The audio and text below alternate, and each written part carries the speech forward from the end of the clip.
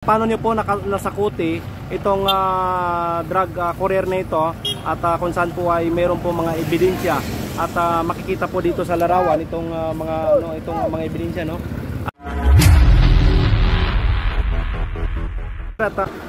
Sir, matagal na kayong gumagawa nito, sir?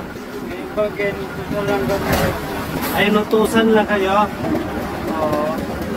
At ganun din ito magkasama kayo? Anong barangay niyo, sir? Sinalayan. Oh, ilang taon na po kayo, sir? 28. May asawa, may anak? Okay. Ikaw, ilang taon ka na?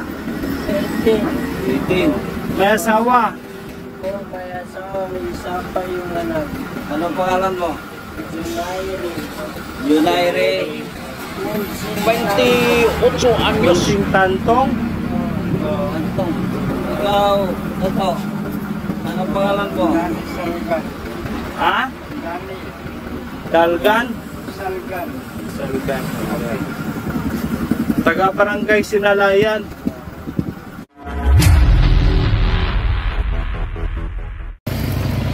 Magandang hapon, sir, at isa po kayo sa Chief of Police ng bayan ng Dato Paglas, lalawigan ng Maguindanao Sur. At paano nyo po nasakuti itong drug courier na ito at kung saan po ay meron po mga ebidensya at makikita po dito sa larawan itong mga ebidensya, no?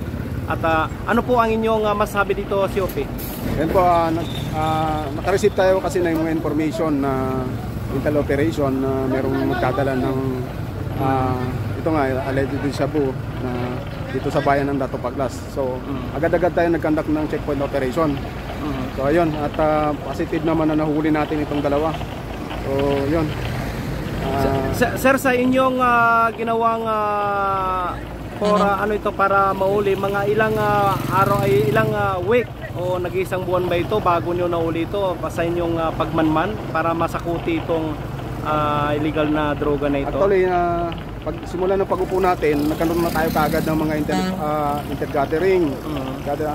Tanong-tanong tayo dito sa mga alpa natin dito sa Dato Paglas.